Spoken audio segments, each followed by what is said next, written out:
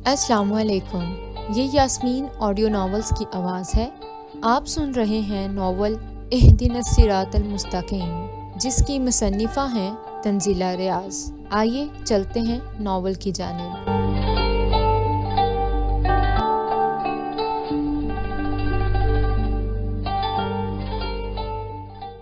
یہ پپو دے کر گیا تھا بکری کو ڈالنے کے لیے، کہہ رہا تھا بکری کو ڈال دینا۔ وہ اکثر پھل اور سبزیوں کے چھلڑ دے جاتا ہے، ہماری بکری بہت شوق سے کھاتی ہے۔ میں نے یہاں رکھ کر پٹھوں کے ساتھ یہ بھی بکری کو ڈال دوں گی۔ وہ لکنت پر قابو پاتے ہوئے بولی۔ ساجد بغور اسے دیکھ رہا تھا۔ پپو، اس نے استفہامیہ انداز میں یہ نام دہرایا۔ محلے میں 3-4 پپو رہتے تھے۔ پپو بٹ کا پتر خالد بٹ کا، وہ جو گلی میں کنچے کھیلتا رہتا ہے، وہی اتنے سخی ہیں کہ ایسے پیلے پیلے آم کھا سکیں۔ ہم جیسے تو بس ان کے چھلڑ ہی دیکھ کر خوش ہو سکتے ہیں۔ اس نے آواز کو دھیما کرتے ہوئے لہجے میں حسرت سمو کر کہا۔ ساجد اس کی بات پر تڑپ اٹھا۔ وہ اپنی بیوی اور بچے کو دنیا بھر کی آسائشیں فراہم کرنا چاہتا تھا، مگر جب زینب اسے گاہے بگاہے اس کی غربت کا احساس دلاتی تو وہ بے چین ہو جاتا تھا، اور خصوصاً جب کبھی خالد بٹ کا ذکر ہوتا تو اسے خوامخواہ جلن ہونے لگتی۔ وہ خالد بٹ کو سخت ناپسند کرتا تھا۔ تیرا دل ہے آم کھانے کا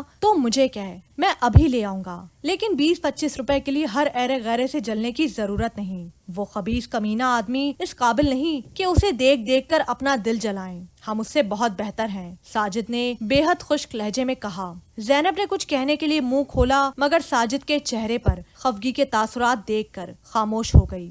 وہ گناہوں کی پوٹلی ہے، سیدھا جہنم میں جائے گا، پکا دوزخی۔ تجھے کیا پتا اس کے کرتوتوں کا؟ چودھری کا خاص آدمی ہے، آدمی نہیں بلکہ کتا ہے چودھری کا۔ چودھری نے اسے چھوٹ بھی بہت دے رکھی ہے، اس کے جو من میں آتا ہے وہی کرتا ہے، اور چودھری اس سے پوچھ گچھ بھی نہیں کرتا۔ خیر، میں اس کے بارے میں زیادہ بات نہیں کرنا چاہتا۔ خراب آدمی کے بارے میں زیادہ بات کرنے سے زبان بھی خراب ہو جاتی ہے۔ اب دوبارہ اس کا پپو یا چندو اپنے حرام مال کی زکوٰۃ نکال کر لائیں تو صاف انکار کر دینا، کہہ دینا حرام مال سے خریدے گئے پھل کا چھلکا بھی حرام ہوتا ہے، اور ساجد علی نہ خود حرام کھاتا ہے اور نہ اپنے ڈھور ڈھنگروں کو کھانے دیتا ہے۔ وہ پٹھوں والا تسلا بکری کے قریب لا کر پٹھے ان کے سامنے ڈالتے ہوئے بولا۔ زینب خاموشی سے یہ تقریر ہضم کرنے کی کوشش کر رہی تھی۔ اب مجھے پتا چلا کہ یہ بھوری جو سست ہو رہی ہے اس کی وجہ کیا ہے۔ اتنے دن سے یہ حرام مال اس کے آس پاس پڑا ہے، کیا پتا اس کی خوراک میں اڑ کر کتنا کچھ گیا ہو۔ سب حرام مال کی وجہ سے ہے زینب۔ میری ماں کہا کرتی تھی، حرام مال پر نگاہ بھی پڑ جائے تو خون تک اثر ہو جاتا ہے۔ اللہ بخشے، بہت سیانی عورت تھی، 100 آنے کی بات ایک سانس میں کہہ جاتی تھی۔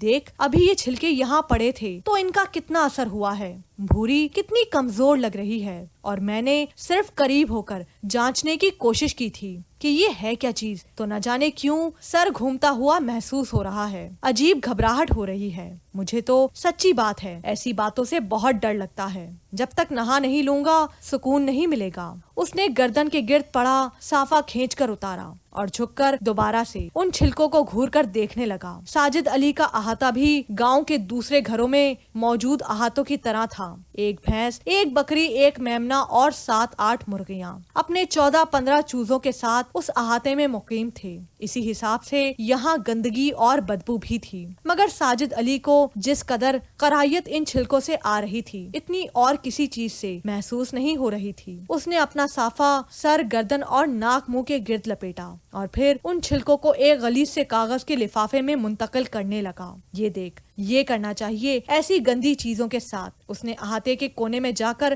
وہ لفافہ گھما کر دیوار سے باہر پھینک دیا۔ زینب لا تعلقی سے چارپائی پر جا کر بیٹھ گئی۔ اسے ساجد علی کے واز سے کوئی دلچسپی نہیں تھی، وہ اکتاہٹ میں مبتلا ہونے لگی تھی۔ چھلکوں سے نمٹنے کے بعد ساجد ہینڈ پمپ کے پاس کھڑے ہو کر نہانے کے لیے بالٹی بھرنے لگا۔ اس کے چہرے پر سوچ کی گہری پرچھائیاں تھیں۔ زینب چارپائی پر لیٹے احمد کے بالوں میں ہاتھ پھیرنے لگی۔ وہ کھیلتے کھیلتے سو گیا تھا۔ ساجد نے بالٹی بھری اور کونے میں بنے ہوئے غسل خانے میں نہانے کے لیے چل دیا۔ زینب نے ٹین کا دروازہ بند ہونے کی آواز سنی تو مڑ کر دیکھا، پھر چند لمحے اسی پوزیشن میں بیٹھی دروازے کی سمت دیکھتی رہی۔ جب اسے تسلی ہو گئی کہ ساجد نے نہانا شروع کر دیا ہے تو وہ بہت آہستگی سے چارپائی سے اتری اور مرغیوں کے دڑبے کی طرف آ گئی۔ مرغیاں احاطے میں پھر رہی تھیں، ایک بھی مرغی دڑبے کے اندر نہیں تھی۔ زینب نے ایک نظر غسل خانے کی طرف دیکھا، پھر آواز پیدا کیے بغیر دڑبے کا جالی والا دروازہ کھول لیا۔ دڑبے کے نچلے خانے میں ایک طرف کالی سی کوئی چیز پڑی تھی۔ اس نے بہت احتیاط سے وہ چیز باہر نکال لی۔ کن اکھیوں سے وہ غسل خانے کی دیوار کو مسلسل دیکھ رہی تھی۔ وہ کالی سی چیز ایک شاپر بیگ تھا اور اس شاپر بیگ میں ایک بڑا سا تازہ آم تھا۔ زینب نے وہ آم نکالا اور دھوئے بغیر دانتوں کی مدد سے کاٹ کاٹ کر کھانے لگی۔ اس کے انداز میں بے حد عجلت تھی۔ وہ جلدی جلدی جتنا کھا سکتی تھی اس نے کھایا، پھر اسی شاپر میں اد کھایا آم منتقل کر کے اسے دروازے سے باہر پھینک دیا اور دبے قدموں چلتی ہوئی ہینڈ پمپ کے پاس آ گئی۔ منہ ہاتھ دھو کر کلی کی اور اس کے بعد دوبارہ چارپائی پر اسی انداز میں آ کر بیٹھ گئی جس طرح پہلے بیٹھی تھی۔ کچھ لمحوں بعد ساجد غسل خانے سے نکل آیا۔ اس کے جسم پر قمیض نہیں تھی اور ٹانگوں کے گرد وہ تہبند لپیٹے ہوئے تھا۔ زینبے، میرا دماغ چل گیا ہے، مجھے تو اب یہاں سے بھی آم کی خوشبو آ رہی ہے، جنے کتنے دن میں اس کا اثر ختم ہوگا۔ وہ اسی صافے سے بال خشک کرتے ہوئے چارپائی کے نزدیک آ کر بولا اور ساتھ ہی سانس کھینچ کر کچھ سونگنے کی کوشش کی۔ زینب مسکرا دی جیسے اس کا مذاق اڑا رہی ہو۔ قسم اللہ کی، بے شک سونگ کر دیکھ لے۔ وہ چارپائی پر اس کے بالکل نزدیک بیٹھ کر بولا تھا۔ زینب نے محض مسکرانے پر اتفاق کیا۔ ساجد علی بھی مسکرا دیا، پھر کچھ سوچ کر بولا، زینب، تو نے بٹ کے گھر کی کوئی چیز تو نہیں کھائی نا؟ تیری طبیعت بھی تو کچھ دنوں سے ٹھیک نہیں چل رہی، صورت بھی کیسی اتری ہوئی لگ رہی ہے، تجھے بھی گرمی ہے نا؟ مجھے بہت فکر ہو رہی ہے زینبے۔ نہیں ساجی، میری فکر مت کر، مجھے بس اپنے شوہر کی کمائی کی روٹی اچھی لگتی ہے۔ اس نے احمد کے بالوں کو پیشانی سے ہٹا کر مسکراتے ہوئے کہا۔ ساجد احمد کے ساتھ ہی لیٹ گیا جبکہ زینب اپنی کلائی میں موجود چوڑیوں سے کھیلنے لگی۔ یہ کھیرا کاٹ دیں،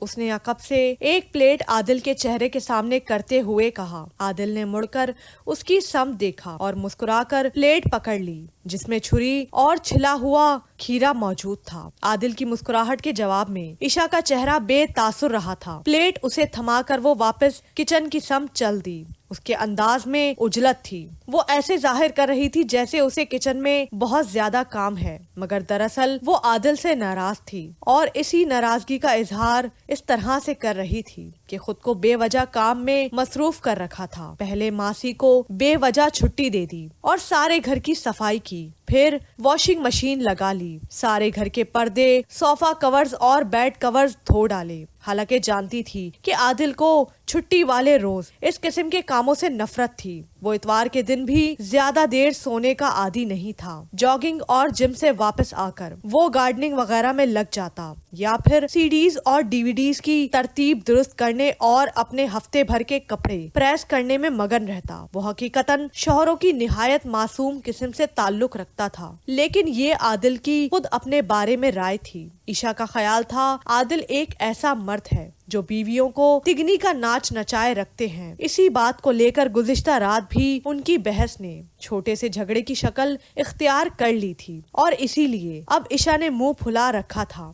بول چال بند تھی لیکن اتنی بھی بند نہیں تھی کہ وہ ایک دوسرے کو مخاطب ہی نہ کرتے۔ میں کھیرا کاٹوں؟ عشا کے ہاتھ سے پلیٹ پکڑ کر عادل نے مصنوعی خفگی سے کہا۔ در پردہ مقصد عشا کو تنگ کرنا تھا۔ عشا کی طرف سے کوئی جواب موصول نہیں ہوا۔ عادل نے ریموٹ سے ٹی وی کی آواز کم کی اور پلیٹ ہاتھ میں لیے کچن میں آ گیا۔ عشا برنر کے پاس کھڑی پریشر کوکر میں چمچہ چلا رہی تھی۔ عادل نے ڈائننگ ٹیبل کی چیئر گھسیٹی اور اس رخ پر بیٹھ گیا جہاں سے عشا کی شکل بھی نظر آ رہی تھی۔ میں کھیرا کاٹوں؟ یعنی کہ میں بی بی، میں تمہارا شوہر ہوں، شوہر اردو میں جسے مجازی خدا بھی کہتے ہیں۔ میری خدمت تم پر واجب ہے اور تم مجھ سے کھیرا کٹوا رہی ہو، تمہاری گردن نہ کاٹ دوں؟ وہ جان بوجھ کر قدرے اونچی آواز میں بولا۔ عشا کے کان پر جوں تک نہیں رینگی، وہ ہرا دھنیا کترنے لگی۔ عادل کھیرے کے سلائس کرنے کے ساتھ ساتھ کن اکھیوں سے اس کی جانب بھی دکھ رہا تھا۔ عشا نے دھنیے کے پتوں کو پکے ہوئے سالن میں چھڑکا اور ڈھکن سے ڈھانپ دیا، फिर निचले कैबिनेट से रोटियां पकाने के लिए बेलन और तवा निकालने लगी। ईशा आदिल ने आवाज में दुनिया भर की मिठास समोकर उसे पुकारा। ईशा खामोश रही मगर दिल ही दिल में मुस्कुराई, क्योंकि आदिल का लहजा और अंदाज चीख चीख कर कह रहा था कि वो सुलह में पहल करेगा। उनके दरमियान ये पहला झगड़ा था जो गुज़िश्ता 18 घंटे से चल रहा था। नाराज हो वो उसकी पुकार को नजरअंदाज करते हुए बर्नर ऑन कर रही थी जब आदिल ने पूछा। प्लान के मुताबिक ईशा को अब भी खामोश रहना था। यार जवाब तो दो, बेशक मुझसे बात मत करो मगर सवाल का जवाब तो दे दो। मैं भी मुसलमान हूँ, दीनी इस्लामी भाई समझकर ही सही, मगर जवाब तो दो यार। अच्छा बाबा, मामूजाद भाई समझकर, यार कुछ तो बोलो। वो निहायत लाड से अपने मखसूस अंदाज में बात कर रहा था। आदिल उसके मामू का बेटा था। वो अनजान बनी रोटी बेलती रही। अरे कहीं तुम 4 ऑप्शंस का इंतजार तो नहीं कर रही? उस टीवी शो ने हमारी कौम का दिमाग खराब कर दिया है। कोई सवाल पूछो 4 ऑप्शंस मांगने लगते हैं लोग। अब इस बात से एक लतीफा याद आ गया है मुझे, जरा गौर से सुनना प्लीज। अर्ज किया है, एक दफा किसी सिख से किसी ने आप खाना शुरू करें, मैं गरम गरम रोटी उतारती हूँ। ईशा ने उसकी बात काट कर कोफ्तों वाला बाउल उसके सामने रखा और पलटकर दोबारा बर्नर के पास आ गई। बकिया बर्तन और लवाजमात वगैरह वो पहले ही टेबल पर सजा चुकी थी। आदिल खामोशी से कोफ्तों के बाउल की तरफ देखता रहा। उसे अकेले खाना खाना अच्छा नहीं लगता था और ईशा इस बात से बखूबी वाकिफ थी। तुम नहीं आओगी? आदिल ने निहायत संजीदगी से पूछा। ईशा का अंदाज उसे अब बरहम करने लगा था। नहीं। रोटी बेलते हुए उसने एक लफ्जी जवाब दिया। क्यों? आदिल ने अपनी जगह से उठते हुए फिर पूछा। मुझे भूख नहीं है, आप खा लीजिए, मैं बाद में खाऊंगी। वो रोटी तवे पर डालते हुए बोली। आदिल उसके बिल्कुल करीब पहुंचा, फिर कैबिनेट से टेक लगाकर बगौर उसकी तरफ देखने लगा। ईशा ने अपनी तवज्जो तवे पर ही रखी, क्योंकि अगर वो आदिल की जानिब देख लेती तो उसे हंसी आ जानी थी और फिर वो बात नहीं हो सकती थी जो ईशा उससे करना चाह रही थी। आदिल का इर्तिकाज उसे बेचैन कर रहा था, क्योंकि अब वो खामोशी से उसे देखने में मगन था। अब क्या है? ऐसे क्यों देख रहे हो मुझे? चिमटे की मदद से वो रोटी हॉट पॉट में रखते हुए बोली। भूख क्यों नहीं है? आदिल ने दोनों बाजू सीने पर बांधते हुए उसकी तरफ देखा। सुबह नाश्ते में पराठा खा लिया था। आदिल ने आगे बढ़कर बर्नर बंद कर दिया, फिर शेल्फ से पानी का गिलास उठाकर मुंह से लगाया। एक सांस में गिलास खाली करके उसने पटक कर शेल्फ पर रखा, फिर मुंह फुलाकर बोला, मुझे भी भूख नहीं है। वो कहकर रुका नहीं, बल्कि तेजी से लाउंज की समत बढ़ गया। ईशा का दिल धड़का। वो खफगी को इस नहज पर ले जाने का इरादा नहीं रखती थी। कम ऑन आदिल, मैंने ये कोफ्ते आपके कहने पर बनाए थे। उसने लहजे को नरम करके आदिल को पुकारा था, मगर अब उसका मूड ऑफ हो चुका था। बहुत मेहरबानी आपकी, शुक्रिया, आपने इतनी जहमत की। वो तड़क कर बोला। ईशा चंद लम्हे तो उस रास्ते की तरफ देखती रही जहाँ से वो गुजर कर आदिल लाउंज की तरफ गया था, फिर कुछ सोचकर खुद भी लाउंज की तरफ आ गई। आई एम सॉरी आदिल, खाने से क्या नाराजगी, चलिए खाना खा लीजिए, उसने मसलहाना अंदाज इख्तियार करते हुए कहा। आदिल चेहरे के सामने इस तरह अखबार फैलाए बैठा था कि उसका चेहरा बिल्कुल छुप गया था। Oh really? मतलब खाने से कोई नाराजगी नहीं होती? सारी नाराजगी शौहर से होती है। एक बरकत वाला दिन होता है संडे, कि जिस रोज बीवी के साथ इत्मीनान से बैठकर लंच करने का मौका मिलता है, और वो भी बीवी साहिबा की नाराजगी से निकल जाता है। कह दिया ना मुझे कुछ भी नहीं खाना। वो अखबार हटाए बगैर बोला। ईशा आगे बढ़ी और झपटकर अखबार उसके चेहरे से हटा दिया। अखबार हटते ही आदिल को हंसी आ गई कि ईशा का चेहरा गुस्से के मारे लाल हो रहा था। क्यों नहीं खाना? वो दोनों हाथ कमर पर टिका कर बोली। आदिल ने उसका हाथ पकड़कर खींचा और उसे सोफे पर अपने साथ बिठा लिया। इसलिए मेरी नाराज सहेली के मुझे अकेले खाना खाना बिल्कुल अच्छा नहीं लगता, और जो मैं सारा हफ्ता अकेले खाना खाती हूँ। कभी सोचा है आपने कि मुझे ये अच्छा लगता है या नहीं? मैं नाराज हूँ मगर आपके सामने तो हूँ, और आप तो यहाँ मौजूद ही नहीं होते। मैं दीवारों से बातें करती हूँ और दीवारों की बातें सुनती हूँ। जरा सोचिए, मुझे गुस्सा आना चाहिए या नहीं? वो उसकी बात काट कर बोली। आदिल खामोशी से उसकी बात सुनता और उसकी जानिब देखता रहा।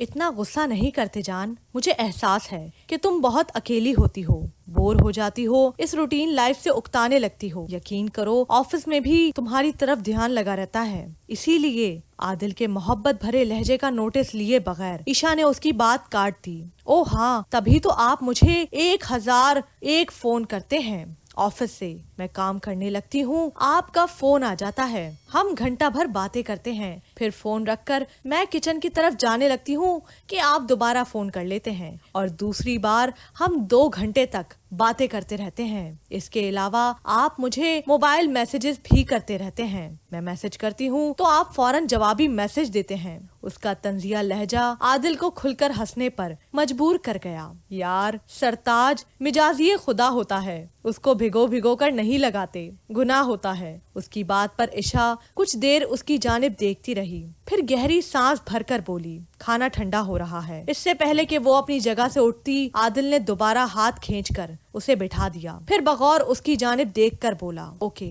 Cease fire, I am sorry. देखो कान पकड़ रहा हूँ। उसने सचमुच कानों को हाथ लगाए। आइंदा कभी लेट नहीं आऊंगा। ऑफिस से तुम्हें 1001 मर्तबा ना सही मगर कम से कम 2 बार जरूर फोन कर लिया करूंगा। तुम्हारे हर मैसेज का फौरन जवाब दूंगा, चाहे तुम मुझे आई हेट यू ही क्यों ना टाइप करके भेजो। रोजाना ड्राइव पर ले जाऊंगा, अगर तुम चाहोगी तो खाना भी बाहर खा लिया करेंगे, वरना तुम्हारी फेवरेट आइसक्रीम तो तुम्हें जरूर खिलाया करूंगा। हर हफ्ते शॉपिंग करवाया करूंगा। जब तुम्हारी किसी सहेली का फोन आया करेगा तो मैं याद से उसके हस्बैंड की खैरियत दरियाफ्त किया करूंगा, बल्कि उन्हें घर आने की दावत भी दूंगा। और बताओ, आंखों में शरारत के रंग लिए वो बातों बातों में ईशा के तमाम गिले दूर करने की कोशिश कर रहा था। उसके इतने लंबे चौड़े वादों पर भी ईशा के चेहरे पर मुस्कुराहट नहीं उभरी थी। वो अपने बाएं हाथ की तीसरी उंगली में मौजूद नाजुक सी रिंग को कभी उतार और कभी पहन रही थी। ये इस्तरारी कैफियत उसकी आदत थी।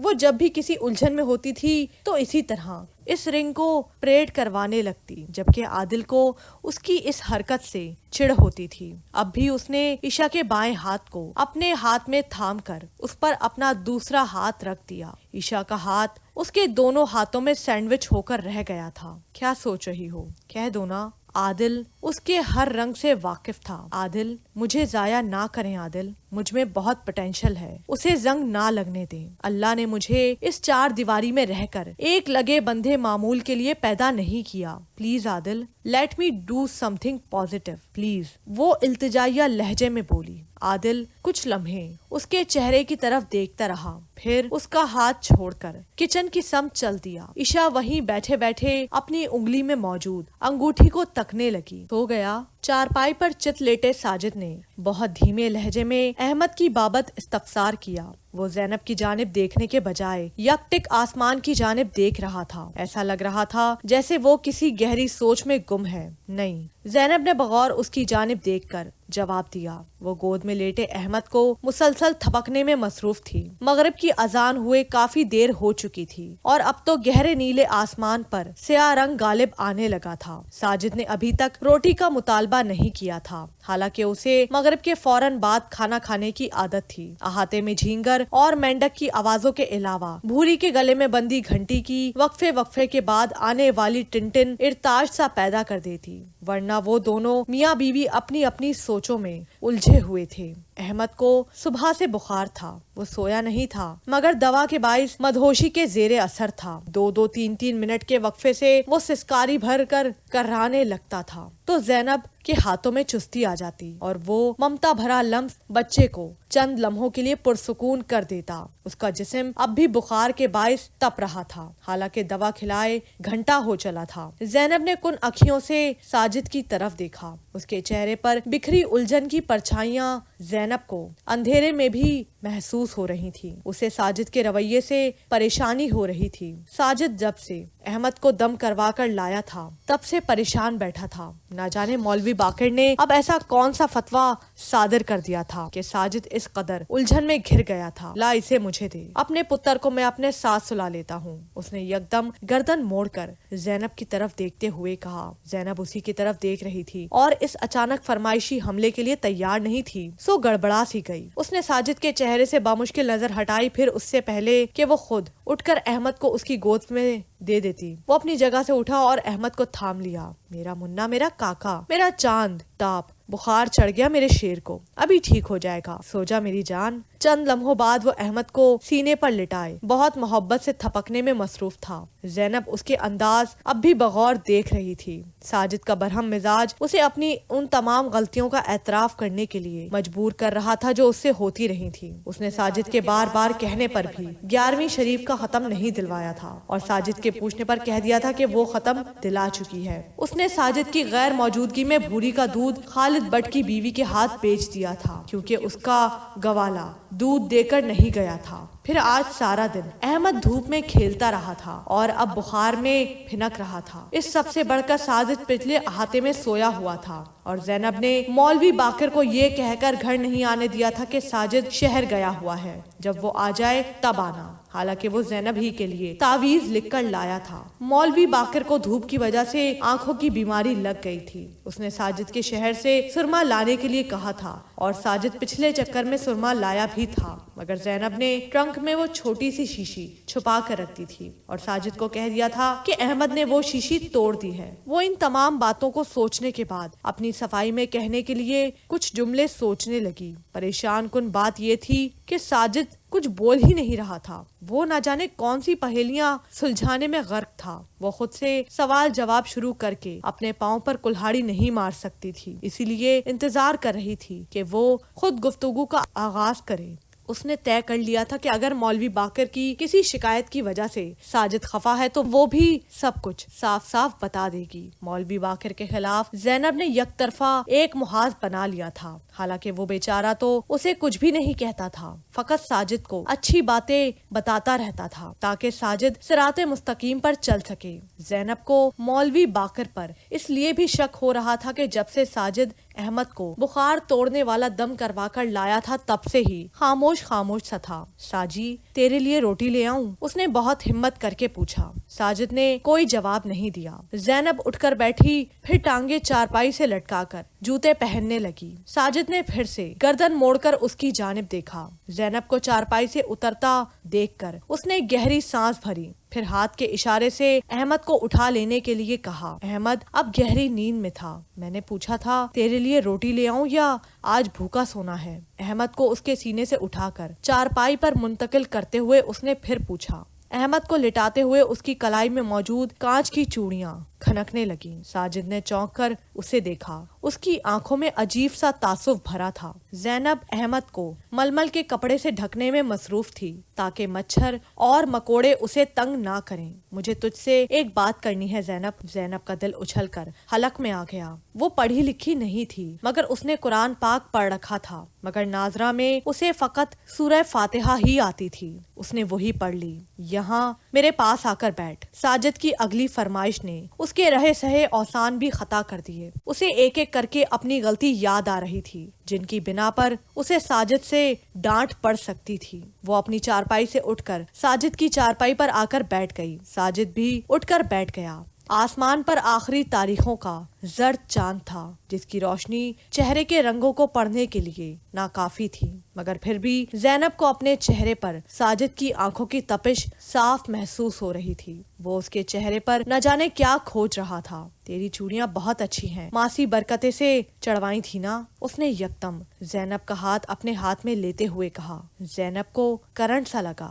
बहुत पहले दिन उसने साजिद को यही बताया था कि उसने ये चूड़ियां मासी बरकते से 30 रुपए दर्जन में खरीदी थी। हाँ, तुझे आज याद आई इन चूड़ियों की? अब तो आधी रह गई हैं। वो इठला कर बोली जैसे साजिद से शिकवा करना चाहती हो कि उसे इतने दिन बाद चूड़ियां देखने का ध्यान आया। साजिद ने उसका हाथ छोड़ दिया और फिर अपने हाथों से पेशानी को मसलने लगा। ज़ैनब, आज मैं चौधरी के डेरे पर गया था। वहाँ मैंने ऐसी ही चूड़ियां देखी। एक कोने में टूटी हुई पड़ी थी, ढेर था ढेर। वो उसकी जानिब देखकर बोला, मगर उसके लहजे में सख्ती नहीं थी बल्कि अजीब बेचारगी थी। ज़ैनब का दिल इतनी जोर से धड़का कि उसे लगा वो मर जाएगी। उसका मुंह खुले का खुला रह गया।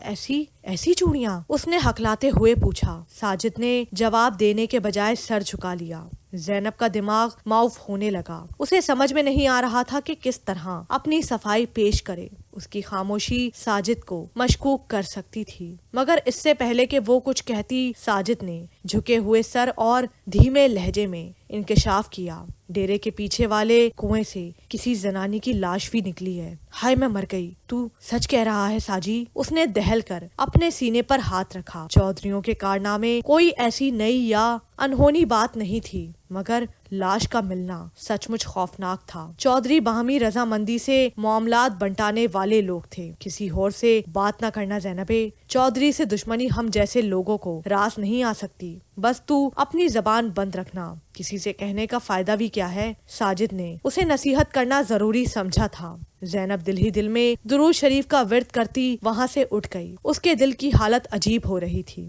میں نے کچھ عرصہ آر لنٹاس والوں کے لیے بھی کام کیا ہے۔ وہ ایک زبردست ایڈورٹائزنگ ایجنسی ہے۔ وہاں آپ کو بہت کچھ سیکھنے کا موقع ملتا ہے اور پھر کام کے ساتھ ساتھ انجوائمنٹ کا بھی فل مارجن۔ میرے پاس ان کا دیا ہوا ایکسپیرینس لیٹر بھی ہے۔ ان کے ایم ڈی میرے کام سے بہت امپریس تھے۔ تانیہ دورانی نامی اس لڑکی نے اپنے کافی براؤن بالوں میں بایاں ہاتھ چلاتے ہوئے رسمی انداز میں مسکراتے ہوئے کہا۔ عشا نے اپنے لبوں پر جوابی مسکراہٹ سجانے کی کوشش نہیں کی۔ اس لڑکی کے چہرے سے ہی اندازہ ہو رہا تھا کہ وہ صرف آس پاس بیٹھی لڑکیوں پر روب ڈالنے کے لیے جھوٹ پر جھوٹ بول رہی ہے۔ میرا ارادہ آر لنٹاس کو چھوڑنے کا نہیں تھا، مگر اس نے پھر بات شروع کی اور آنکھیں گھما کر عشا کی جانب دیکھا، پھر لمحے بھر کو رک کر بولی۔ وہ لوگ میرے پیچھے ہی پڑ گئے تھے، اصرار کر رہے تھے کہ میں ان کے کسی کلائنٹ کی خصوصی فرمائش پر ان کے کسی پروڈکٹ میں ماڈلنگ کروں۔ ہاں ٹھیک ہے، یہ بھی ایک اچھا پروفیشن ہوگا، مگر میرے جیسی لڑکی کے لیے بہت مشکل تھا۔ میں ایک تھرڈ کلاس سیلز گرل بن کر دانتوں کی نمائش کرتی پھرتی۔ بھائی میں تو ماڈلز کو سیلز گرل ہی سمجھتی ہوں۔ اپنا آپ سجا سنوار کر کسی پروڈکٹ کی تشہیری مہم میں حصہ لینا بہت چیپ لگتا ہے۔ وہ اپنی دائیں ٹانگ پر ہاتھ رکھتے ہوئے بولی۔ انتہائی ٹائٹ جینز کے پائنچے پر بنے کٹ نے پھیل کر اس کا ودیانہ ٹانگ کو پنڈلی تک نمایاں کر دیا تھا، جبکہ شرٹ کے نام پر دھبا اس کی شرٹ پشت کے قریب اکٹھی ہو کر اس کے پیٹ کو اریاں کر رہی تھی، مگر اسے پرواہ نہیں تھی۔ اس ویٹنگ روم میں ضرورت مند لڑکی تو کوئی بھی نہیں لگ رہی تھی۔ سبھی اپنے حلیے اور رکھ رکھاؤ سے شوقیہ کے زمرے میں گنی جا سکتی تھیں، مگر تانیہ دورانی کا تو انداز ہی نرالا تھا۔ ویسے بھی ماڈلنگ کی مجھے اجازت نہیں ملنی تھی۔ میرے پیرنٹس بہت مذہبی ہیں۔ ہمارے گھر کا ماحول ایسا نہیں ہے کہ اس قسم کے کاموں کی اجازت اتنی آسانی سے مل جائے، اور پھر میں ضد بھی کیوں کرتی جبکہ میں خود بھی انٹرسٹڈ نہیں تھی۔ بائی دا وے عشا، آپ چہرے پر کیا لگاتی ہیں؟ آپ کی اسکن بہت فریش ہے۔ اپنی داستان امیر حمزہ سناتے سناتے وہ پھر عشا کو چھیڑ بیٹھی تھی۔ عشا نے مصنوعی رسمی سی مسکراہٹ کے ساتھ اسے دیکھا، پھر بولی،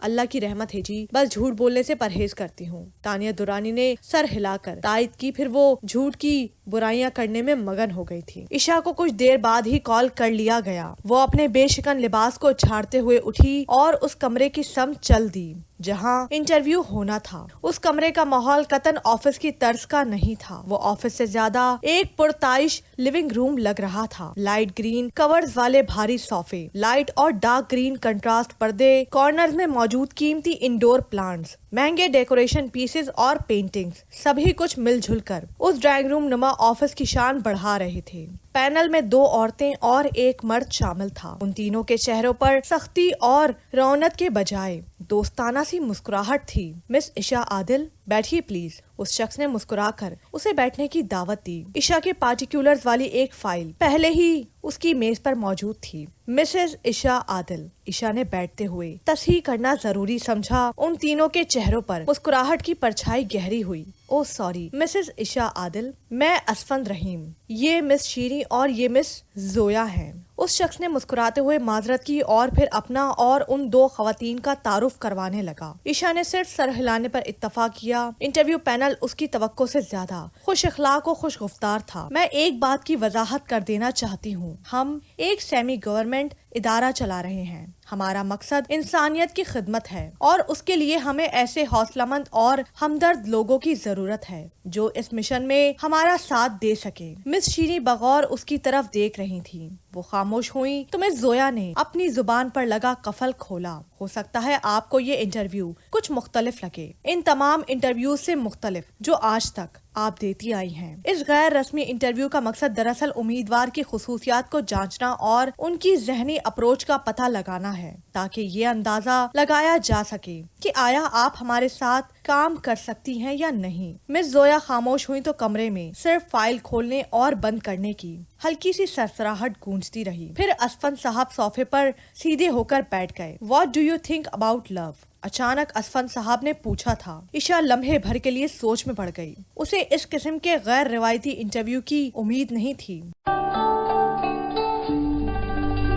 ये पार्ट अपने इख्तिताम को पहुंचा। अगर वीडियो पसंद आई हो तो वीडियो को लाइक कीजिए, शेयर कीजिए और चैनल को सब्सक्राइब करना मत भूलिए। मज़ीद नॉवल की एपिसोड्स और दीगर नॉवेल्स की अपडेट्स के लिए बेल आइकन को प्रेस करना मत भूलिए। शुक्रिया।